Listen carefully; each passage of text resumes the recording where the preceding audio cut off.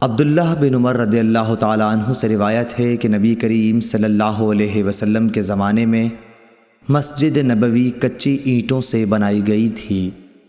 اس کی چھت کھجور کی شاخوں کی تھی اور ستون اس کی کڑیوں کے۔ حضرت ابو بکر صدیق رضی اللہ تعالیٰ عنہ نے اس میں کسی قسم کی زیادتی نہیں کی، البتہ حضرت عمر رضی اللہ تعالیٰ عنہ نے اسے بڑھایا اور اس کی تعمیر رسول اللہ صلی اللہ علیہ وسلم کی بنائی ہوئی بنیادوں کے مطابق کچی اینٹوں اور کھجور کی شاخوں سے کی، اور اس کے ستون بھی کڑیوں ہی کے رکھے۔ پھر حضرت عثمان غنی رضی اللہ تعالیٰ عنہ نے اس کی عمارت کو بدل دیا اور اس میں بہت سی زیادتی کی۔ اس کی دیواریں منقش پتھروں اور گچ سے بنائیں، اس کے ستون بھی منقش پتھروں سے بنوائے اور چھت ساگوان سے بنائی۔ صحیح بخاری حدیث نمبر 446۔